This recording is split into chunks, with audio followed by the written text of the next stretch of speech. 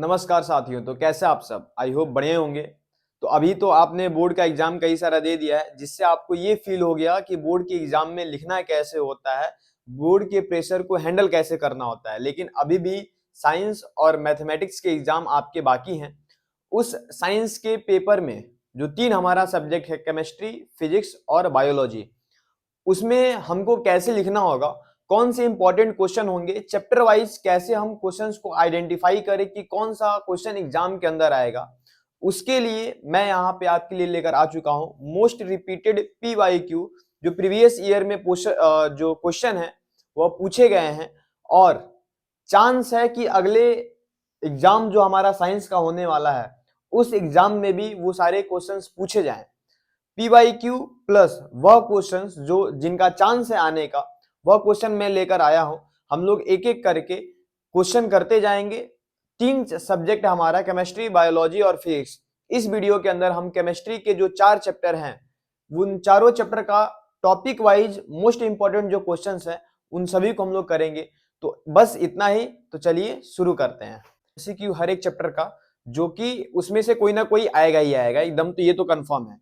तो most expected MCQs for 2026 हमारे board exam में जो आने वाला है, ये पहले बेसिक क्वेश्चंस हैं जो आपका रिवाइज हो जाएगा, फिर हम धीरे धीरे लेवल अप करते जाएंगे।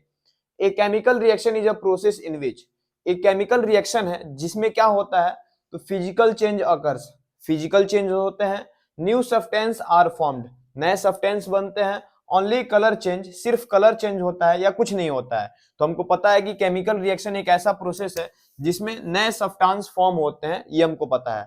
तो second question, which of the following is a combination reaction, इनमें से, इन चारों में से कौन सा कॉम्बिनेशन रिएक्शन है। तो हमको पता है कि कॉम्बिनेशन रिएक्शन क्या होते हैं, जब दो या दो से अधिक जो सब्सटेंस होते हैं वो कंबाइन होकर एक सिंगल प्रोडक्ट बनाते हैं, उसी को हम लोग क्या बोलते हैं, कॉम्बिनेशन रिएक्शन बोलते हैं। जब दो या दो से अधिक रिएक्टेंट मिलकर एक सिंगल प्रोडक्ट बनाते हैं, उसी को हम लोग कॉम्बिनेशन बोलते हैं। तो इन चारों में अगर देखा जाए तो सिंगल प्रोडक्ट सिर्फ इसमें बना है, तो यही क्या हो जाएगा, कॉम्बिनेशन रिएक्शन। क्योंकि दो यहाँ पे रिएक्टेंट हैं, ये दोनों मिक्स होकर एक सिंगल प्रोडक्ट बना रहे हैं, तो इसको हम लोग क्या बोलते हैं, कॉम्बिनेशन रिएक्शन। इस तरह का एमसीक्यू हमको खूब ज्यादा देखने को मिलेगा, बोर्ड एग्जाम में भी आने का चांस है इसका। और पूछेगा, या तो ऐसा दिया रहेगा कि चारों ऑप्शन दिए रहेंगे और पूछेगा कि कौन सा कॉम्बिनेशन रिएक्शन है, कौन सा डीकंपोजिशन रिएक्शन है, ऐसा हमसे पूछेगा। अगर इसमें तो हम लोग आंसर पता चल गया कि ये वाला है, लेकिन मैं आपसे पूछूं कि पहला बताइए कौन सा रिएक्शन है जिसमें CaCO3 दिया है और रिएक्टेंट जो प्रोडक्ट बना है वो दो प्रोडक्ट बना है, तो ये कौन सा रिएक्शन है पहला वाला। तो हम देख रहे हैं कि एक सिंगल रिएक्टेंट है और दो प्रोडक्ट में बदला है। तो जब एक सिंगल दो या दो से अधिक प्रोडक्ट में कन्वर्ट हो जाता है, तो इसको हम लोग बोलते हैं डीकंपोजिशन रिएक्शन। इसको हम लोग क्या बोलते हैं, डीकंपोजिशन रिएक्शन। ठीक, ये तो हमारा हो गया कॉम्बिनेशन। इसको हम लोग क्या बोलेंगे, तो यहाँ पे ये देखने को मिल रहा है कि CuSO4, ये Zn क्या कर दिया, जिंक जो है CuSO4 को यहाँ से रिप्लेस कर दिया और CuSO4 के जगह पे आ गया, और Cu क्या हो गया है, डिस्प्लेस हो गया है। तो ऐसी रिएक्शन को हम लोग बोलते हैं डिस्प्लेसमेंट रिएक्शन। क्या बोलते हैं, डिस्प्लेसमेंट रिएक्शन। ठीक है, यहाँ पे क्या है, AgNO3 NaCl और यहाँ पे AgCl NaNO3 हो गया है। ये कैसा रिएक्शन है, तो यहाँ पे हम देखेंगे कि Ag की जगह पे Na चला गया है। Ag की जगह पे जहां पे NO3 के साथ Ag था, वहां पे क्या आ गया है, Na आ गया है, और Cl के साथ जो Na था वहां पे Ag आ गया है। तो यहाँ पे डिस्प्लेसमेंट हुआ है, लेकिन दो दो डिस्प्लेसमेंट हुआ है, तो इसको हम लोग बोलेंगे डबल डिस्प्लेसमेंट रिएक्शन। तो ये क्या हो जाएगा, डबल डबल डिस्प्लेसमेंट रिएक्शन। तो इस तरीके से हम लोग को चारों रिएक्शन पहचानना होगा, और इसमें का हमको कई सारा क्वेश्चन देगा। ठीक है, थर्ड क्वेश्चन भी हम लोग यहीं पे कर लेते हैं, जो कि रिलेटेड है। कह रहा है which is a decomposition reaction, इनमें से कौन सा डीकंपोजिशन रिएक्शन है। तो अभी मैं बोला हूं कि इस तरीके का क्वेश्चन कई सारा हमको देखने को मिलेगा। तो अगर हम इसमें से देखें तो डीकंपोजिशन रिएक्शन क्या होता है, एक सिंगल रिएक्टेंट जब दो या दो से अधिक प्रोडक्ट में कन्वर्ट हो जाता है, तो उसको हम लोग बोलते हैं डीकंपोजिशन रिएक्शन। यहाँ पे देखो, इसमें भी दो रिएक्टेंट है, इसमें भी दो रिएक्टेंट है, तो ये तो होगा नहीं, नन तो है ही नहीं। इसमें एक है जो सिंगल रिएक्टेंट है यहाँ पे और दो प्रोडक्ट में कन्वर्ट हो गया, तो यही क्या है, डीकंपोजिशन रिएक्शन। यही सेम चीज इस क्वेश्चन में भी यहाँ पे दिया हुआ है। ये तो चीटिंग हो गया सर, यही बगल में दिया हुआ था। तो ये हमको पहचान के लिख लेना है और इस तरीके का हमको कई सारा क्वेश्चन देखने को मिलेगा। क्वेश्चन नंबर 4 देखते हैं हम लोग। क्वेश्चन नंबर 4 में कह रहा है the reaction in which heat is evolved. एक ऐसा रिएक्शन जिसमें हीट जो है होता है इवॉल्व होता है, हीट रिलीज होता है, वो कौन सा रिएक्शन होता है? तो हमको पता है कि ऐसा रिएक्शन एक्सोथर्मिक रिएक्शन होता है। और एक ऐसा रिएक्शन जिसमें हीट इन्वॉल्व होता है, जिसमें हीट लगाया जाता है उस रिएक्शन को कराने के लिए, उसको एंडोथर्मिक कहते हैं। ये भी याद रखना, ठीक। Which gas is evolved when zinc react with acid. ये कह रहा है कि जिंक जब एसिड के साथ रिएक्ट करता है तो कौन सा गैस रिलीज होता है? तो वो गैस होता है H2। इस क्वेश्चन को ऐसे भी पूछ सकता है मेटल और नॉन मेटल चैप्टर में कि जब एक मेटल एसिड के साथ रिएक्ट करता है तो कौन सा गैस इवॉल्व होता है? तो याद रखना है कि हाइड्रोजन गैस इवॉल्व होता है, ठीक है। ठीक। Question number 6, balance the equation. इस इक्वेशन को बैलेंस करिए और ऑप्शन दिया है ऐसा कुछ, यानी कोएफिशिएंट्स आर। तो कोएफिशिएंट मतलब कि जो भी हमारे पास कंपाउंड्स हैं इनके आगे का नंबर कैसे है। जैसे यहाँ पे 1 है, इसके आगे 1 है, इन सभी के आगे 1 है। अभी हम लोग बैलेंस करेंगे तो कुछ ना कुछ इसके आगे लगेगा, तो ये कोएफिशिएंट ऐसे ही कुछ होंगे, ठीक। अब हम देखते हैं, यहाँ पे देखें तो Zn 1 है, Zn यहाँ भी 1 है, Cl 2 है लेकिन Cl यहाँ पे 1 है, हाइड्रोजन यहाँ 2 है, हाइड्रोजन वहाँ 1 है। तो अगर मैं यहाँ पे 2 लगा देता हूँ तो हाइड्रोजन इधर भी 2 हो गया, इधर भी 2 हो गया, क्लोरीन इधर भी 2 हो गया, इधर भी 2 हो गया। इस तरीके से ये इक्वेशन क्या हो गया? बैलेंस हो गया। अब कोएफिशिएंट ये देखें तो पहले वाले में 1, दूसरे में 2, तीसरे में 1, चौथे में भी 1। तो पहले में 1, इन चारों में 1 है तो ये तो होगा नहीं। इसको देखते हैं, पहले में 1, दूसरे में 2, तीसरे में 1, चौथे में 1, यही सही होगा। यहाँ पहले में 2 लिखा है, ये तो ऐसे ही गलत हो गया। पहले में 1, दूसरे में 2, ठीक है, तीसरे में भी 1 है लेकिन यहाँ पे 2 दे दिया तो ये गलत हो जाएगा। तो इसका हो जाएगा option number B is correct. इस तरीके से ऐसे क्वेश्चंस को हम लोग सॉल्व करते हैं। ये अब न्यू पैटर्न में ये भी क्वेश्चन ऐसे भी पूछे जाने लगे हैं। इस तरीके से हम लोग 6 MCQ कर लिए, 7वां करते हैं हम लोग। Question number 7। क्वेश्चन नंबर 7 में बैलेंस करने के लिए बोल रहा है, तो मैं क्वेश्चन नंबर 7 और 8 दोनों में बैलेंस करने के लिए बोल रहा है, तो मैं इसमें ऑप्शन नहीं दे रहा हूं। अभी इससे जस्ट पहले जो क्वेश्चन किए हैं वैसे भी आ सकते हैं या नंबर्स लिख के सिंपल सा आ सकता है, तो इसको हम लोग बैलेंस करते हैं। या इस चैप्टर में 3-4 इक्वेशन दिया रहेगा और बोलेगा बैलेंस द केमिकल रिएक्शंस, ऐसा भी बोलेगा, ठीक है। यहाँ पे दिया है FeH2O, Fe3O4H2। तो हम देखेंगे पहले क्या क्या बैलेंस है। तो यहाँ पे H2 है, यहाँ पर भी H2 है, यहाँ O4 है, यहाँ पे O एक ही है। तो यहाँ पर जो O4 है, यहाँ पे O4 करने के लिए यहाँ पे हम लोग को क्या करना होगा? उस पूरे कंपाउंड के आगे 4 लगा देना होगा। तो यहाँ पे ऑक्सीजन कितना हो गया? 4। लेकिन जैसे यहाँ पे 4 लगाए, हाइड्रोजन यहाँ कितना हो गया? 4 2 जा 8। तो यहाँ पर 8 लाने के लिए हमको इसके भी आगे क्या करना होगा? 4 लाना होगा। तो हाइड्रोजन तो बैलेंस हो गया, ऑक्सीजन भी बैलेंस हो गया, लेकिन यहाँ पे Fe सिर्फ 1 है और यहाँ पे Fe3 है। तो इस Fe को बैलेंस करने के लिए हमको यहाँ पर भी क्या करना होगा? 3 Fe लगा देना होगा और इस तरीके से हमारा इक्वेशन क्या हो जाएगा? बैलेंस हो जाएगा। समझ में आ रहा है कैसे हो रहा है? अगला क्वेश्चन नंबर 8। क्वेश्चन नंबर 8 में एल्युमिनियम यहाँ पे 2 है, यहाँ पे 1 है, ऑक्सीजन यहाँ पे 2 है, यहाँ पे ऑक्सीजन 3 है। अब पहले एल्युमिनियम Al को बैलेंस करें कि ऑक्सीजन को? तो याद रखना है हमेशा पहले ऑक्सीजन और हाइड्रोजन को ही बैलेंस करना होता है, बाकी सब उसके बाद करना होता है। ऑक्सीजन यहाँ पे 3 दिया है, यहाँ पे 2 दिया है। तो जब भी एक इवन और एक ऑड नंबर दे, इस सिचुएशन में हम लोग को क्या करना होता है? इन दोनों का एलसीएम, इन दोनों का एलसीएम कितना होगा? 2 और 3 का एलसीएम होता है 6, ठीक। तो 6 लाने के लिए 2 के आगे मैं किससे मल्टीप्लाई करूंगा? 3 से, और 3 के आगे किससे मल्टीप्लाई करूंगा? 2 से। तो 3 2 जा 6, 2 3 जा 6, ऑक्सीजन हो गया बैलेंस। मजा आया?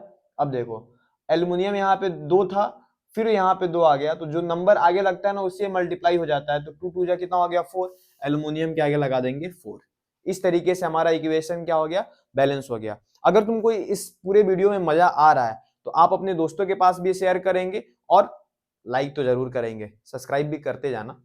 आगे क्वेश्चन नंबर 9 क्या दिया है? Zn प्लस CuSO4 और क्या फॉर्म हो जा रहा है? ZnSO4 प्लस में Cu। ये किस तरह का रिएक्शन हमको बताना है। तो Zn यहाँ पे क्या किया? Cu को डिस्प्लेस कर दिया और ZnSO4 और Cu को डिस्प्लेस करने के बाद से उसको बाहर निकाल दिया। तो जबकि ये डिस्प्लेस किया है तो कैसा रिएक्शन हो जाएगा? Displacement reaction. अभी किए हैं थोड़ी देर पहले। अच्छा, ऑक्सीडेशन क्या होता है?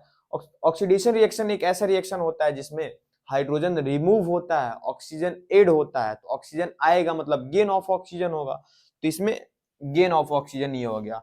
लॉस ऑफ ऑक्सीजन ये तो होगा ही नहीं, गेन ऑफ हाइड्रोजन ये तो रिडक्शन होता है साहब, तो ये आंसर नहीं होने वाला है, आंसर क्या हो जाएगा, गेन ऑफ ऑक्सीजन। क्वेश्चन 11 करते हैं। अभी ये और ज्यादा मजेदार होते गया हमारा जो एमसीक्यू हम लोग लेकर आ रहे हैं। क्या कह रहे हैं, इन केमिकल रिएक्शन 2FeCl3, सबसे इंपॉर्टेंट बात कि अगर इसमें से जो भी आपको आ रहा है उसको आप खुद सॉल्व करेंगे, वीडियो को पॉज करके फिर आप मिला लेंगे। अगर और ज्यादा अच्छे से समझ में आ रहा है तो वीडियो को 2x पे करके देखो ताकि तुम्हारा टाइम बच सके, क्योंकि हमारे पास टाइम भी तो कम है। तो 2FeCl3 प्लस 2H2O प्लस में Y, ये हमको क्या देता है, 2FeCl2 plus H2SO4 plus 2HCl, ऐसा हमको कुछ इक्वेशन मिलता है। ये कुछ रिएक्टेंट दिया है, ये कुछ प्रोडक्ट हमको मिला है, ये हमको यहां देख के बताना है कि Y क्या था। ये जो हम लोग Y यहाँ पे रखे हैं, ये Y था क्या इन चारों में से। तो ऐसे क्वेश्चंस को करने के लिए हमको क्या करना होता है, जो भी इसमें और इसमें दिया है इस इक्वेशन को बैलेंस करो, अपने आप पता चल जाएगा कि क्या होगा। तो इक्वेशन को हम लोग बैलेंस करते हैं। Fe यहां भी 2 है, Fe यहां भी 2 है, ठीक। Cl यहां पे कितना दिया है, Cl 4 यहां दिया है, 2 2 जा 4 और 4 एक 5 यहां दिया है। इधर देखें तो 2 3 जा 6, 2 3 जा 6, 2 3 जा 6, नहीं यहाँ पे भी 6, सॉरी 2 2 जा 4 और 2Cl यहाँ दिया तो 6 यहाँ पर भी हो गया और 2 3 जा 6, तो Cl भी ठीक है, Fe भी ठीक है। अब हमको देखना है हाइड्रोजन, तो हाइड्रोजन 2 प्लस 2 4, हाइड्रोजन यहाँ भी 4 है। अब हमको क्या देखना है, ऑक्सीजन, ऑक्सीजन यहाँ पे कितना है, तो ऑक्सीजन यहाँ पे है 4, यहाँ पे ऑक्सीजन कितना है 1, ठीक, सॉरी 2, ऑक्सीजन यहाँ पे 2 है, ऑक्सीजन यहाँ पे 4 है।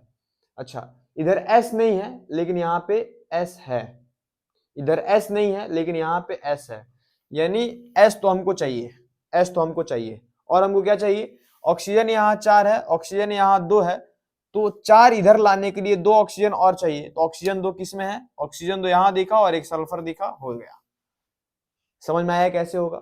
तो ऐसे क्वेश्चंस को करने के लिए हमको इक्वेशन को बैलेंस करना होगा, बैलेंस करेंगे तो हमको पता चल जाएगा कि इसके जगह पे क्या था, तो Y की जगह पे क्या हो गया, S और O2, क्योंकि ऑक्सीजन यहाँ पे 4 है, ऑक्सीजन इधर 2 है, मतलब 2 और ऑक्सीजन होगा तभी तो दोनों बैलेंस होगा, तो 2 ऑक्सीजन वाला यहाँ पे है। सल्फर यहाँ पे 1 है, इधर एक भी सल्फर नहीं है, तो एक सल्फर भी चाहिए, तो सल्फर भी हो गया। SO2 यहाँ पे होगा तब जाके इधर ये प्रोडक्ट फॉर्म होगा, तो Y की जगह पे क्या था, SO2। मजा आया। तो इस तरीके के क्वेश्चन आपको पूछेंगे, थोड़ा सा दिमाग लगाना है, डिस्टर्ब अपने आप को करना है, आंसर आ जाएगा। ये क्वेश्चन कई बार पूछा गया है, एंटीमोनी क्या है, तो ये एक एलिमेंट है, तो ये मेटल है, नॉन मेटल है, मेटलॉइड है कि एलॉय है, ये क्या है हमको बताना है। तो याद रखना है कि एंटीमोनी क्या है, मेटलॉइड है। ये 2-3 बार बोर्ड एग्जाम के अंदर पूछा गया है, ठीक। Question number 13, burning of carbon in air to form carbon dioxide gas is an example of. अच्छा, burning of air, burning of carbon in air, यानी कार्बन जो है इसको ऑक्सीजन के साथ रिएक्ट कराया जा रहा है, तो क्या फॉर्म हो रहा है, carbon dioxide gas, CO2 gas. ये किस तरह का रिएक्शन है, तो 2 रिएक्टेंट सिंगल प्रोडक्ट, कौन सा रिएक्शन हो जाएगा, कॉम्बिनेशन रिएक्शन, ये हो जाएगा हमारा ए, कॉम्बिनेशन रिएक्शन। अच्छा, क्वेश्चन नंबर 14 और क्वेश्चन नंबर 15, ये असर्शन रीजन का क्वेश्चन है। ये पहले सिर्फ CBSE में पूछा जाता था, अब यूपी बोर्ड में भी पूछा जा रहा है। हमको असर्शन देखना होता है, रीजन देखना होता है, कौन सा गलत है कौन सा सही है ये बताना होता है, या दोनों सही है ये बताना होता है, या दोनों गलत है ये बताना होता है। असर्शन मतलब कोई कथन कहा गया होगा और उसका जो भी रीजन दिया गया होगा वो सही है कि नहीं ये बताना होता है। तो हम एक एक करके पढ़ते हैं। असर्शन, कथन क्या कह रहा है, corrosion is a oxidation, corrosion क्या है, ऑक्सीडेशन है, तो बात सही है, कोरोजन ऑक्सीडेशन है। क्यों, तो कारण क्या दिया है, मेटल रिएक्ट विथ ऑक्सीजन, तो क्या मेटल ऑक्सीजन के साथ रिएक्ट करता है तभी कोरोजन होता है, तो हाँ ये दोनों सही है, तो assertion and reason both are correct. तो हम लोग क्या लिख देंगे, बोथ ट्रू। एग्जाम में कैसे दिया रहेगा, both assertion and reason are true and reason is best explanation for the assertion. ठीक है, ऐसे दिया होगा, मैं यहाँ पे बस लिख दिया हूं बोथ ट्रू। सेकंड पढ़ते हैं, assertion, rancidity is prevented by antioxidant, rancidity को हम एंटीऑक्सीडेंट से प्रिवेंट कर सकते हैं, इसका कारण क्या है? क्योंकि ऑक्सीडेशन क्या करता है? रेंसिडिटी कॉज करता है। तो ऑक्सीडेशन को रोकने के लिए एंटीऑक्सीडेंट का इस्तेमाल करना होगा। तो ये दोनों भी क्या है? सही है। तो हम लोग क्या लिख देंगे? Both true. और इस तरीके से हमने 15 एमसीक्यू कर लिया। और कैसे कैसे एमसीक्यू आएंगे इस चैप्टर से, तो यही सारा ओवरऑल रहेगा, इसी तरीके के एमसीक्यू आएंगे। अब कैसे क्वेश्चंस पूछे जा सकते हैं, 3 नंबर के क्वेश्चन, 5 नंबर के क्वेश्चन, केस बेस्ड क्वेश्चन कैसे पूछा जाएगा, वो हम लोग सॉल्व करेंगे। अब हम लोग करेंगे क्वेश्चन सॉल्व, जिसमें पहले हम लोग 2 मार्क्स के क्वेश्चन, फिर 3 मार्क्स के क्वेश्चन, फिर 5 मार्क्स के क्वेश्चन, ऐसे करते जाएंगे। पहला क्वेश्चन क्या है? What is a chemical reaction, कि केमिकल रिएक्शन होता क्या है। तो व्हाट इज केमिकल रिएक्शन? तो केमिकल रिएक्शन एक प्रोसेस होता है जिसमें 2 या 2 से अधिक सब्सटेंस मिलकर एक नया सब्सटेंस बनाते हैं, जिसका प्रॉपर्टी जो होता है पहले वाले यानी रिएक्टेंट से जो प्रोडक्ट का प्रॉपर्टी होता है वो बिल्कुल ही अलग होता है। और इसी प्रोसेस को हम लोग क्या बोलते हैं? केमिकल रिएक्शन बोलते हैं। तो a chemical reaction is the process in which 2 और मोर सब्सटेंस यानी कि reactants combine to form a new substance यानी कि product with new property is called a chemical reaction। ठीक है, ये समझ में आया? कार्बन और ऑक्सीजन रिएक्ट करके कार्बन डाइऑक्साइड बनाए, यानी 2 अलग अलग कंपाउंड थे मिलकर, 2 अलग अलग एटम्स थे मिलकर एक नया बनाए, इसी को हम लोग क्या बोलेंगे? Chemical reaction. ठीक है, तो इस तरीके से ये लिख कर आएंगे। इस पूरे चैप्टर का जो सबसे इंपॉर्टेंट पार्ट है टाइप्स ऑफ केमिकल रिएक्शन, जिसमें combination, decomposition, displacement, double displacement, oxidation, जो रिडक्शन है, ये बहुत ज्यादा पूछा जाता है। अभी मैं ये सिर्फ 2 ही आंसर लिखा हूं, इसके बाद का सिर्फ मैं क्वेश्चन बताऊंगा, क्योंकि जब उस क्वेश्चंस को आप देखेंगे और खुद जब लिखेंगे तो आपको याद भी हो जाएगा, रिवाइज भी हो जाएगा, और आप अपने मन से एग्जाम के अंदर लिख भी पाओगे। तो इसलिए इन दोनों के अलावा बाकी मैं क्वेश्चन ही बताऊंगा। ठीक, डिफाइन ऑक्सीडेशन एंड रिडक्शन, कि ऑक्सीडेशन क्या होता है, रिडक्शन क्या होता है, ये डिफाइन करना है। तो ऑक्सीडेशन एक ऐसा चीज है, एक ऐसा प्रोसेस है जिसमें ऑक्सीजन ऐड होता है और हाइड्रोजन रिमूव होता है, जबकि रिडक्शन एक ऐसा प्रोसेस है जिसमें एक कंपाउंड्स के अंदर हाइड्रोजन ऐड होता है और ऑक्सीजन रिमूव होता है, उसको हम लोग क्या बोल देते हैं? रिडक्शन बोल देते हैं। तो बहुत ही सिंपल सा डेफिनेशन यहाँ पे लिखा गया है, एडिशन ऑफ ऑक्सीजन और removal of hydrogen from a compound is known as oxidation. Reduction क्या है? एडिशन ऑफ हाइड्रोजन और removal of oxygen from a compound is known as reduction. तो ये डेफिनेशन था। ये 2-2 मार्क्स के क्वेश्चन है, आपको एग्जाम में लिखना होगा। इसके बाद मैं और भी कई सारा 2 मार्क्स का क्वेश्चन बता रहा हूं, अब आंसर आप लिखोगे, ताकि आपकी तैयारी भी हो जाए और बोर्ड में अच्छे से आप लिख भी पाओ। आ रहा है समझ में? तो 2 मार्क्स के 2 क्वेश्चन हम लोग कर लिए हैं। तीसरा क्वेश्चन है व्हाट इज कोरोजन, कोरोजन क्या होता है और एग्जाम्पल बताइए उसका। ठीक, तो कोरोजन को डिफाइन कर देना है, साथ में एग्जाम्पल लिख देना है, तब आपको 2 नंबर मिल जाएगा। व्हाट इज रेंसिडिटी, रेंसिडिटी क्या होता है, इसका डेफिनेशन लिखिए, आपको नंबर मिलेगा। 3 मार्क्स क्वेश्चंस। अब 3 नंबर के क्वेश्चंस देखते हैं। Right any 2 types of chemical reaction with example, किन्हीं भी 2 तरीके के केमिकल्स रिएक्शन को डिफाइन करना है और साथ में उसका एग्जांपल भी देना है, तो आपको 3 नंबर मिलेंगे।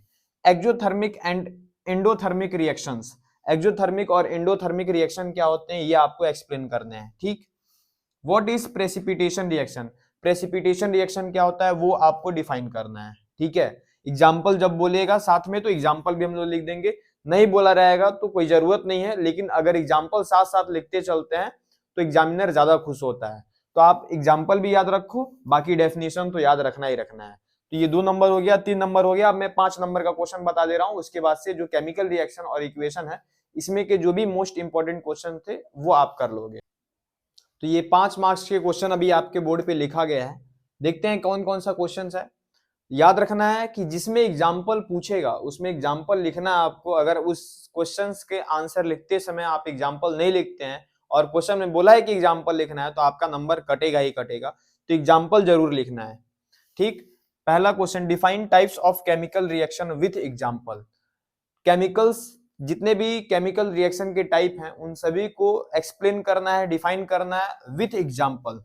तो इसमें 5 लिखना है आपको और उसके बाद से उसको उसका एग्जाम्पल भी लिखना है, तो आपको नंबर मिलेगा। ये जो टाइप्स ऑफ रिएक्शन है इसमें combination, decomposition, displacement, double displacement, oxidation, reduction, इनमें से जरूर क्वेश्चन आएगा ही आएगा, 100% है, क्योंकि हर बार पूछता है और एकदम पूछेगा, गारंटेड क्वेश्चन है ये टाइप्स ऑफ केमिकल रिएक्शन। तो डेफिनेशन याद रखना है, एग्जाम्पल याद रखना है, दो एग्जाम्पल कम से कम याद रखने हैं आपको। State law of conservation of mass with example. Law of conservation of mass क्या होता है, इसको डिफाइन करना है एग्जाम्पल के साथ, ठीक है। Explain oxidation and reduction with example. Oxidation और रिडक्शन को एक्सप्लेन करना है, जो कि हम लोग इससे पहले 2 नंबर वाला जो क्वेश्चन था उसमें सॉल्व किए हैं, जिसमें ऑक्सीडेशन और रिडक्शन का सिर्फ डेफिनेशन लिखे हैं तो 2 नंबर मिल रहा था। इन दोनों का एक एक एग्जाम्पल लिखोगे तो 5 नंबर के क्वेश्चन में आ गया। तो एग्जाम्पल का बहुत बड़ा रोल है आंसर में नंबर इंक्रीज करने के लिए, तो एग्जाम्पल याद करके जाना है। एक्सप्लेन कोरोजन, कोरोजन क्या होता है और उसका क्या प्रिवेंशन है, इस तरीके से अगर आप इसका आंसर लिख देते हैं तो 5 नंबर मिल जाएगा। तो ये ओवरऑल चैप्टर फर्स्ट जो था केमिकल रिएक्शन एंड इक्वेशन, इसका ये आंसर था, सॉरी इंपॉर्टेंट क्वेश्चन था। ये इंपॉर्टेंट क्वेश्चन आपको एग्जाम में देखने को जरूर मिलेंगे, तो पूरे क्वेश्चंस को इसका सॉल्यूशन आपको तैयार करके जाना है ताकि आप बेहतर नंबर पा सको। तो मिलते हैं नेक्स्ट वीडियो में। तो अब हम सॉल्व करेंगे चैप्टर सेकंड, जो कि हमारा है एसिड बेसिस एंड साल्ट्स। इसके भी हम लोग मोस्ट एक्सपेक्टेड जो एमसीक्यू हैं जो हमारे 2026 एग्जाम में आने वाले हैं बोर्ड के एग्जाम में, उस क्वेश्चन को हम सॉल्व करेंगे। फिर मैं आपको 2 नंबर, 3 नंबर और 5 नंबर का जो सबसे इंपॉर्टेंट है, जो मोस्ट रिपीटेड क्वेश्चन है जो बोर्ड एग्जाम में आए हुए हैं, वो भी मैं बताऊंगा। तो हम लोग शुरू करते हैं। विच of the following is a base. 4 option में से कौन सा बेस है, तो इसमें से अगर देखें तो HCl क्या है, एसिड है। NaOH बेस है, तो हमारा NaOH क्या हो जाएगा, करेक्ट हो जाएगा, ठीक। PH of pure water is, pure water का पीएच क्या होता है, तो प्योर वाटर का पीएच कितना होता है, 7, ठीक है। Which gas is released when acid react with metal.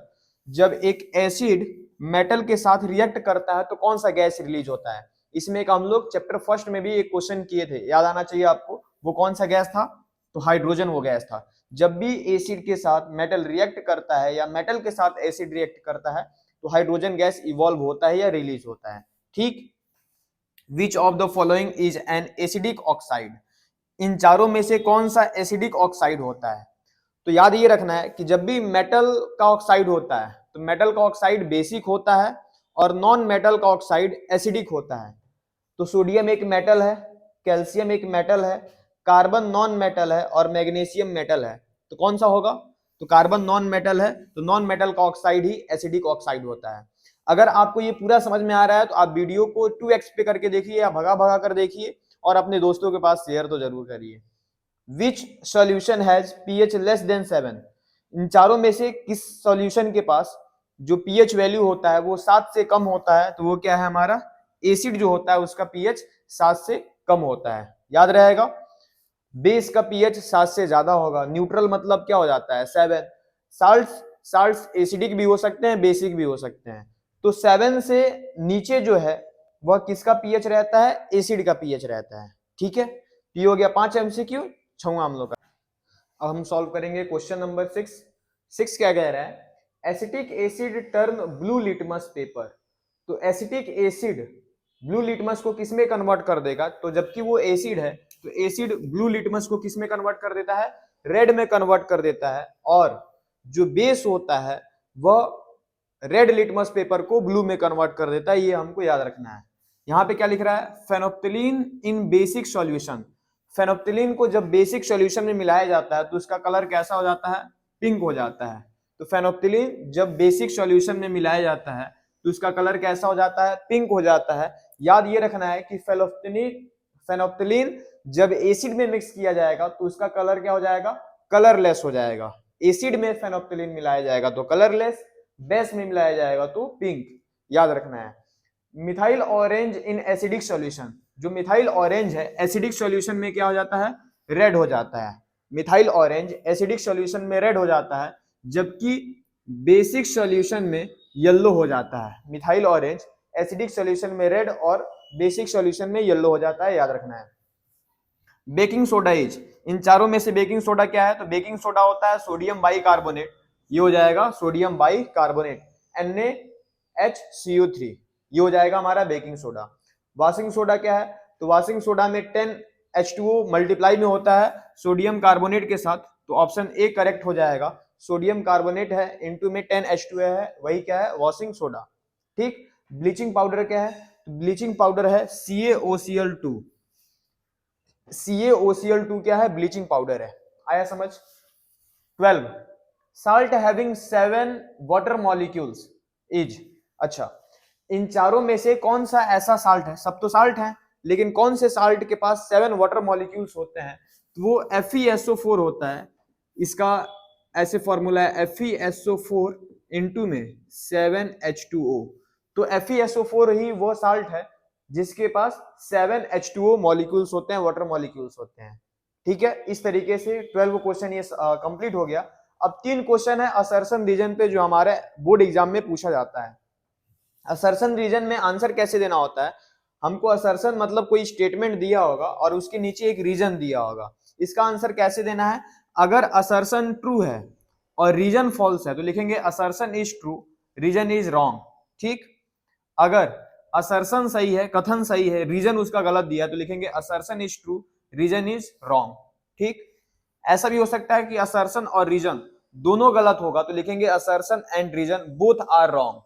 अगर असर्शन और रीजन दोनों सही होगा, मतलब ये जो कहा गया है उसका कारण अगर सही एक्सप्लेन किया होगा और ये दोनों सही होगा तो लिखेंगे both true, assertion and reason are both correct and reason is best explanation of assertion. Done है। यहां पे मैं उसका ऑप्शन नहीं दिया हूं इसीलिए मैं सारा बता दिया हूं, तो 4 ऑप्शन रहेगा। Acid do not show acidic nature without water. क्या एसिड बिना वाटर के, बिना एक्वस सॉल्यूशन के अपना एसिडिक नेचर शो करता है? तो ऐसा नहीं होता है। इसका रीजन क्या है? H plus ions are produce only in aqueous solution. तो बात तो सही है कि H प्लस जो आयंस होता है जिससे कि हम पता करते हैं कि वो एसिड है, H प्लस आयंस तभी प्रोड्यूस होते हैं जब एक्वस सॉल्यूशन में एसिड जाता है। तो असर्शन सही है कि बिना वाटर के एसिड जो है अपना एसिडिक नेचर शो नहीं करेगा, क्योंकि जो H प्लस आयंस है वह एक्वस सॉल्यूशन में ही प्रोड्यूस होते हैं। तो असर्शन रीजन दोनों सही है, तो हम लोग क्या लिखेंगे?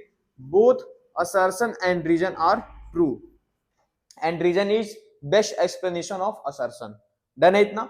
अगला assertion, strong acid have low pH। strong acids have low pH। क्या strong acid के पास low pH होता है? तो आंसर इज यस, क्योंकि अगर हम देखें 7 न्यूट्रल होता है, इधर जाएंगे तो 8 9, इधर हम अगर बढ़ रहे हैं तो इधर कितना होता है? बेसिक होते जाता है। जितना हम कम जाते हैं उतना एसिडिक होते जाता है। तो स्ट्रॉन्ग एसिड के पास जो पीएच है वो लो होता है। रीजन, दे आयोनाइज कंप्लीटली, या कंप्लीटली आयोनाइज हो जाते हैं इसलिए। तो इसका असर्शन और रीजन दोनों सही है। ठीक, तो इसमें भी हम लोग क्या लिख देंगे? Both assertion and reason are true and reason is best explanation for assertion. Assertion में फिर क्या लिखा है? Dry HCl gas, dry HCl, dry मतलब सूखा हुआ, जिसमें ह्यूमिडिटी ना हो, एक ऐसा गैस जिसमें ह्यूमिडिटी नहीं है, does not change litmus colour, वह लिटमस का कलर चेंज नहीं करेगा। तो आंसर क्या है? रीजन इसका क्या लिखा है? It does not produce ions without water, क्योंकि बिना वाटर के वो आयंस प्रोड्यूस नहीं करता है। तो इसमें ये दोनों सही है, तो लिखेंगे क्या? Both true, both true. इस तरीके से असर्शन रीजन का क्वेश्चन आएगा, हम लोग सॉल्व कर लेंगे। और इस चैप्टर का हमारा 15 MCQ कंप्लीट हो गया। अब मैं आपको दूंगा 2 मार्क्स क्वेश्चन, 3 मार्क्स क्वेश्चन और 5 मार्क्स क्वेश्चन, जिसका आंसर मैं यहाँ पे नहीं दूंगा, सिर्फ क्वेश्चन में बता रहा हूं ताकि आप उसका आंसर खुद लिख के प्रैक्टिस करो, ताकि एग्जाम में आप बेहतर कर सको। डन है? तो अभी हमारे सामने है 2 मार्क्स के क्वेश्चन, एसिड बेस और साल्ट के। पहला क्वेश्चन क्या है? इसमें मैं जो भी क्वेश्चन लिख रहा हूं, क्वेश्चन तो हर चैप्टर का लगभग कई सारा क्वेश्चन हो जा रहा है, लेकिन उन सभी क्वेश्चंस में से कोई ना कोई क्वेश्चंस आएगा, एकदम कंफर्म है, क्योंकि सब रिपीटेड क्वेश्चन है और बोर्ड एग्जाम कंसेप्ट को हर बार रिपीट करने की कोशिश करता है। तो हर क्वेश्चंस को एकदम बढ़िया से पढ़ के जाना है, क्योंकि सभी का आने का चांस है। और यहाँ पे जो भी क्वेश्चंस लिखे जा रहे हैं ऐसे ही क्वेश्चंस पूछे जाते हैं और मोस्ट रिपीटेड क्वेश्चन है जो कई बार आ चुका है, तो ध्यान से देख के जाना है। What is pH? पीएच क्या है? What does it indicates? तो पीएच क्या होता है इसके बारे में लिखना है। तो पीएच एक स्केल है जिसमें हम एसिडिटी या बेसिसिटी नापते हैं किसी भी सॉल्यूशन का। तो आप ऐसे लिख सकते हैं, pH is a scale which is used for measure acidity and basicity of a solution. What does it indicate? ये क्या इंडिकेट करता है? तो इसमें हम लिख सकते हैं कि ये कंसंट्रेशन ऑफ हाइड्रोजन इंडिकेट करता है किसी भी सॉल्यूशन के अंदर। अगर किसी भी सॉल्यूशन का पीएच 7 से कम है तो एसिडिटी है, 7 से ज्यादा है तो बेस है, और 7 है तो न्यूट्रल है, ऐसा आप बता सकते हैं। इसमें 2 नंबर का क्वेश्चन है। why do acids not show acidic nature without water? Question है कि क्यों एसिड एसिडिक नेचर नहीं शो करते हैं बिना वाटर के। तो इसका आंसर कैसे लिखेंगे? पहला लाइन तो यही लिख देंगे कि acids not show acidic nature without water because acid ionize only in aqueous solution and it gives H plus ions। जबकि ये ड्राई सॉल्यूशन में या जब ये सूखा रहता है तो उसमें H प्लस आयंस नहीं देता है, इसलिए वो एसिडिक नेचर शो नहीं करता है। सिर्फ एक्वस सॉल्यूशन में ही एसिडिक नेचर शो करता है क्योंकि उसी में H प्लस आयंस प्रोड्यूस होते हैं। ये आप लिख सकते हैं, इसमें 2 नंबर का है। Define strong and weak acid. Strong और वीक एसिड क्या होता है? तो स्ट्रॉन्ग एसिड एक ऐसा एसिड होता है जो कंप्लीटली आयोनाइज हो जाता है एक एक्वस सॉल्यूशंस के अंदर, जिसमें पावर ऑफ हाइड्रोजन ज्यादा होता है या कंसंट्रेशन ऑफ हाइड्रोजन ज्यादा होता है, इसका पीएच बहुत ज्यादा लो होता है, ऐसा हम कह सकते हैं। अच्छा, इसका एग्जांपल भी आपको याद रखना है। वीक एसिड क्या होता है? वीक एसिड ऐसे एसिड होते हैं जो पार्शियली आयोनाइज होते हैं, जिनका हाइड्रोजन का कंसंट्रेशन बहुत कम होता है, इनका जो पीएच होता है वो थोड़ा ज्यादा होता है, ऐसा बताएंगे तो आपको 2 नंबर मिल जाएगा। एग्जाम्पल याद रखना है, इसमें एग्जाम्पल नहीं लिखा गया है लेकिन अगर पूछेगा तो आप बताएंगे। What is neutralisation reaction? Neutralisation reaction क्या है? मैक्सिमम प्रोबेबिलिटी है कि ये क्वेश्चन पूछा जाएगा। तो when acid react with base it form salt and water, it is known as neutralisation reaction. इसका एग्जांपल आपको पता है कि HCl और NaOH रिएक्ट करके NaCl प्लस H2O बना देते हैं, तो वो हो जाएगा हमारा न्यूट्रलाइजेशन रिएक्शन। और ये बहुत इंपॉर्टेंट क्वेश्चन है, ये आने का चांस है। तो 2 नंबर के ये सारे क्वेश्चंस है। अब मैं आपको बताऊंगा 3 नंबर के क्वेश्चंस जो बोर्ड एग्जाम में आने वाले होंगे। तो 3 मार्क्स और 5 मार्क्स के यहाँ पे क्वेश्चंस हैं। 3 मार्क्स में क्या पूछा है? Right chemical properties of acids with equation. Chemical properties लिखना है एसिड का, आप बेस का भी पढ़ के जाएंगे। Explain pH scale with diagram, अभी थोड़ी देर पहले हम लोग किए हैं पीएच स्केल वाला, इसमें से भी बहुत ज्यादा क्वेश्चन पूछता है। और एक और ज्यादा सबसे ज्यादा पूछे जाने वाला question, describe importance of pH in everyday life. ये 5 मार्क्स का क्वेश्चन पूछता है। ये क्वेश्चन और ये क्वेश्चन बहुत ज्यादा इंपॉर्टेंट है, तो पीएच वाला एकदम अच्छे से पढ़ के जाना है। Why does dry HCl gas not change litmus colour? जो ड्राई HCl होता है वो लिटमस का कलर क्यों नहीं चेंज कर पाता है? ये what is water of crystallisation, give example. ये 3-3 नंबर के क्वेश्चंस हैं, इसका सॉल्यूशन आप देख के जाएंगे कैसे आंसर लिखना होगा। ठीक, अब आते हैं 5 मार्क्स के क्वेश्चन पे। 5 मार्क्स के क्वेश्चन में हमसे इस चैप्टर से क्या पूछता है? जो भी baking soda, bleaching powder, washing soda, ये जितने भी होते हैं इनका प्रिपरेशन और यूजेज आपको अच्छे से पढ़ के जाना है ताकि आप आसानी से लिख पाए। क्या क्वेश्चन पूछा है? Describe manufacture of washing soda with equation. Washing soda का मैन्युफैक्चर कैसे किया जाता है वो आपको इक्वेशन के साथ डिस्क्राइब करना है, यूजेज भी पढ़ के जाना आपको। Explain preparation of baking soda, baking soda कैसे प्रिपेयर किया जाता है, उसका क्या यूज होता है। ठीक, explain bleaching powder preparation and uses, bleaching powder को कैसे प्रिपेयर किया जाता है और उसका क्या यूज है। और ये तो मैं बता ही दिया हूं, describe importance of pH in everyday life, जो कि बहुत ज्यादा इंपॉर्टेंट है। तो washing soda, baking soda, bleaching powder, इसका प्रिपरेशन और यूजेज पढ़ के जाना है। 5 नंबर्स का इसमें का पूछेगा। तो इसी के साथ जो हमारा चैप्टर 2 है एसिड बेसिस एंड साल्ट्स, इसके जो मोस्ट रिपीटेड एक्सपेक्टेड क्वेश्चन थे 2026 के लिए, वो सारा हम लोग कवर कर लिए। अब हम लोग पढ़ेंगे जो 3rd चैप्टर है मेटल एंड नॉन मेटल। तो अभी हम सॉल्व कर रहे हैं क्वेश्चन नंबर, जो चैप्टर हमारा 3rd है मेटल एंड नॉन मेटल, इसके एमसीक्यू जो बहुत ही ज्यादा इंपॉर्टेंट है उन क्वेश्चंस को हम लोग सॉल्व करते हैं जो कि 2026 बोर्ड एग्जाम में आने वाले हैं। क्या सर सब आएगा? क्या सब तो नहीं आएगा लेकिन इसी में से आएगा, तो एकदम अच्छे से पढ़ के जाना है। विच of the following metal is stored in kerosene? कौन सा इसमें से मेटल है जो केरोसिन के अंदर स्टोर करके रखा जाता है? तो सोडियम हाईली रिएक्टिव मेटल है, इसको केरोसिन के अंदर स्टोर करके रखा जाता है ताकि ऑक्सीजन से ये रिएक्ट करके बर्न ना हो जाए। ठीक, which property is not shown by metals? Metals के द्वारा कौन सा प्रॉपर्टी शो नहीं किया जाता है? तो मेटल इज गुड कंडक्टर, यहाँ पे पहले से मैं लगा दिया हूं। ब्रिटलनेस, मैलिएबिलिटी जो होता है मेटल के अंदर देखा जाता है, डक्टिलिटी मेटल के अंदर देखा जाता है। ब्रिटलनेस क्या प्रॉपर्टी है, जब भी हम किसी मेटल को तोड़ेंगे, मेटल के ऊपर पीटेंगे, तो क्या मेटल टुकड़ों में बिखर जाएगा? तो आंसर है नहीं। तो नहीं यहां पे लिखा है, तो ब्रिटलनेस इज करेक्ट आंसर। जब भी हम नॉन मेटल को पीटते हैं ना, तो नॉन मेटल बिखर जाता है, टूट जाता है, जबकि मेटल मैलिएबल होता है। हमसे क्वेश्चन में क्या पूछा था कि कौन सी प्रॉपर्टी मेटल के द्वारा शो नहीं की जाती है, तो वह है ब्रिटलनेस। ठीक है। विच of the following is a non metal, इनमें से कौन सा नॉन मेटल है? तो कॉपर मेटल है, आयरन मेटल है, सोडियम मेटल है, ऑक्सीजन नॉन मेटल है। आ रहा है समझ में? Which metal does not react with dilute acid, इनमें से कौन सा डाइल्यूट एसिड के साथ रिएक्ट नहीं करता है? तो मैग्नीशियम रिएक्ट कर लेता है, आयरन रिएक्ट कर लेता है, जिंक रिएक्ट कर लेता है। कॉपर जो है वो डाइल्यूट एसिड के साथ रिएक्ट नहीं करता है। नॉट का साइन देखते जाना है कि पूछ क्या रहा है, ध्यान से क्वेश्चन को पढ़ना है। Which gas is produced when metal react with acid, कौन सा गैस प्रोड्यूस होता है जब मेटल एसिड के साथ रिएक्ट होता है? ये सेम क्वेश्चन पहले चैप्टर में भी, सेकेंड क्वेश्चन में भी, चैप्टर में भी और थर्ड चैप्टर में भी सेम क्वेश्चन है। और गैस कौन सा है? हाइड्रोजन।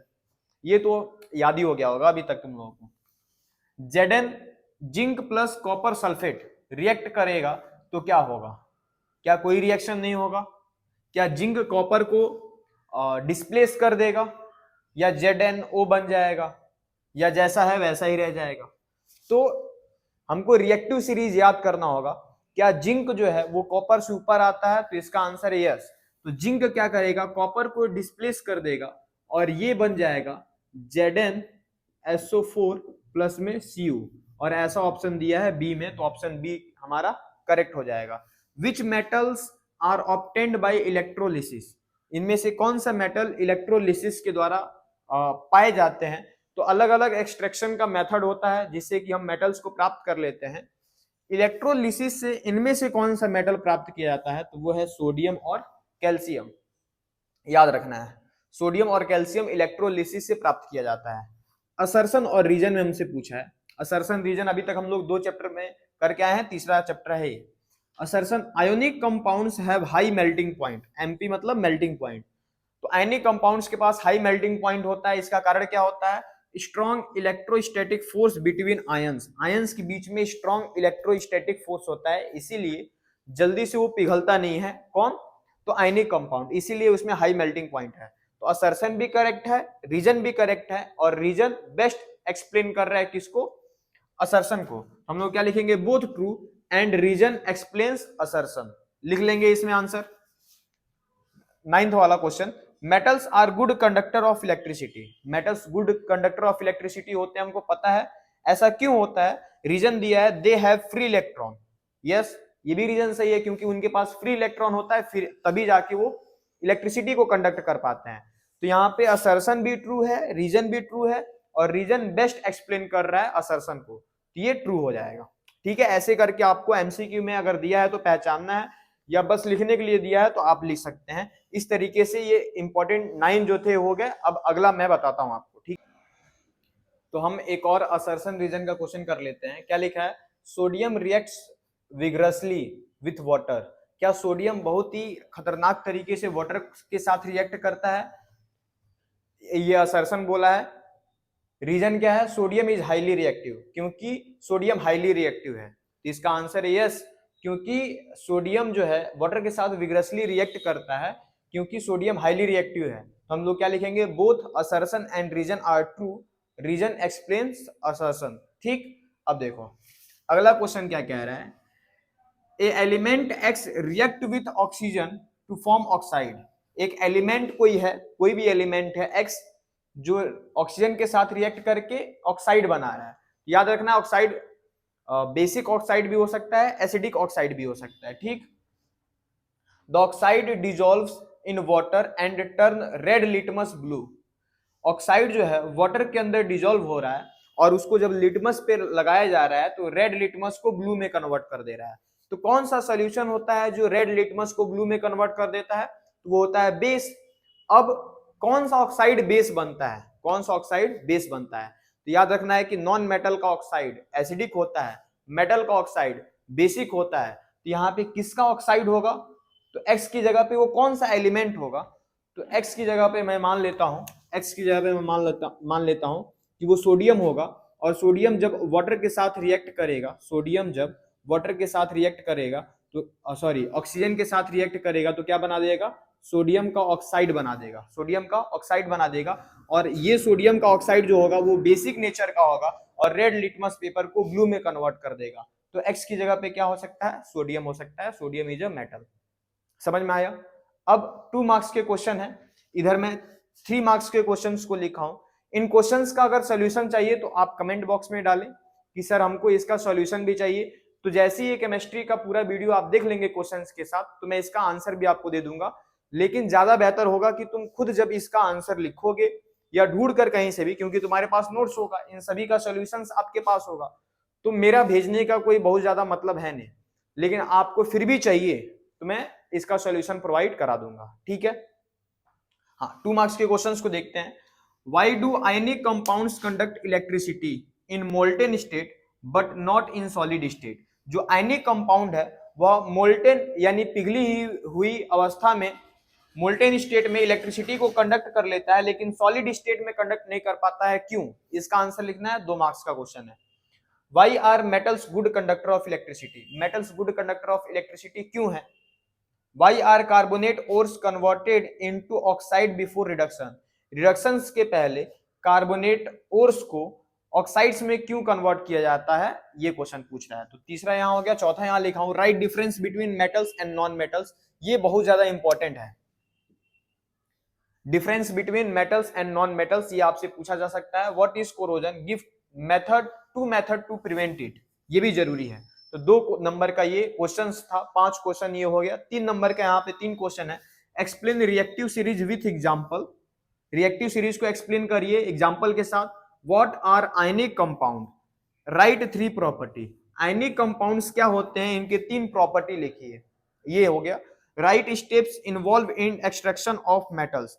मेटल्स को कैसे एक्सट्रैक्ट किया जाता है, उसमें कौन कौन से स्टेप इन्वॉल्व होते हैं, उसको लिखना होता है। फिर आपको इस क्वेश्चन का अगर आप आंसर लिखते हैं तो 3 मार्क्स आपको मिल जाएंगे। अब अगला मैं जो बताने वाला हूं 5 मार्क्स क्वेश्चन, और केस बेस में क्वेश्चन कैसे बना के देता है वो बता रहा हूं। तो मेटल और नॉन मेटल में 5 मार्क्स के क्वेश्चन कैसे आएंगे और केस स्टडी क्वेश्चन कैसे आएगा, इसमें 5 क्वेश्चन मैं यहां पे लिखा हूं, एक केस स्टडी क्वेश्चन का लिखा हूं। पहला क्वेश्चन क्या कह रहा है, explain extraction of zinc from zinc carbonate with equation. Zinc carbonate से जिंक को कैसे एक्सट्रैक्ट किया जाता है, कैसे निकाला जाता है, वो लिखना है, और साथ में उसका इक्वेशन भी लिखना है। एक्सप्लेन करने के साथ इक्वेशन लिखना है। Explain electrolytic reduction with example. Electrolytic reduction क्या होता है, एग्जांपल के साथ लिखना है। 5 मार्क्स का क्वेश्चन है और बहुत ज्यादा रिपीटेड ये क्वेश्चन है, जो हर बार एग्जाम में इन्हीं टॉपिक से जरूर आता है। Explain rusting of iron. Rusting of iron क्या होता है, एक्सप्लेन करिए, एंड इट्स प्रिवेंशन, और उसको कैसे बचाना है उसके बारे में भी लिखिए। Write properties of ionic compound with reason. Ionic compound का प्रॉपर्टी लिखना है, रीजन के साथ लिखना है। इससे जस्ट पहले 3 मार्क्स के क्वेश्चन में हम लोग यही सेम क्वेश्चन पढ़े हैं कि what is ionic compound, write 3 properties, इतना हम लोग लिखे हैं। सेम क्वेश्चन है, यहाँ पे 5 नंबर्स का दिया है। Difference between roasting and calcination. Roasting और कैल्सिनेशन में क्या अंतर है, 5 नंबर का क्वेश्चन है, तो कई सारा पॉइंट आपको लिखना होगा रोस्टिंग में भी और कैल्सिनेशन में भी अंतर दिखाते हुए। केस बेस स्टडी कैसे आता है, केस स्टडी क्वेश्चन कैसे आता है। A metal is stored in a kerosene. एक कोई मेटल है जो केरोसिन के अंदर स्टोर किया गया है। It react with water producing gas. जब वाटर के साथ रिएक्ट करता है तो एक गैस प्रोड्यूस करता है। आपको बताना है आइडेंटिफाई मेटल, कि वो मेटल कौन सा होगा। राइट इक्वेशन, जब वाटर के साथ वह मेटल रिएक्ट कर रहा है तो उसका इक्वेशन बताइए, और कौन सा गैस प्रोड्यूस हो रहा है उस गैस का नाम भी बताइए। इस तरीके से केस स्टडी क्वेश्चन आता है। अगर इसका सॉल्यूशन आप ढूंढ पा रहे हैं तो बहुत अच्छी बात है, नहीं मिलेगा अगर तो ईमानदारी से कमेंट बॉक्स में लिखना है कि सर हमको इसका सॉल्यूशन चाहिए। आपको मैं एक अलग से सॉल्यूशन बनाकर इन सभी क्वेश्चंस का पहला चैप्टर, दूसरा चैप्टर, तीसरा चैप्टर और चौथा चैप्टर सबका सॉल्यूशन मिल जाएगा अगर आपको जरूरत होगी तो। वैसे आपके पास नोट्स है, आप इन सभी का सॉल्यूशन जानते हैं। इसी के साथ हमारा चैप्टर 3 समाप्त होता है। अब हम चैप्टर 4 जो कार्बन एंड इट्स कंपाउंड है, जो कि बहुत ही इंपॉर्टेंट चैप्टर है, उसमें से कैसा क्वेश्चन पूछा जाएगा उसके बारे में हम लोग देखते हैं।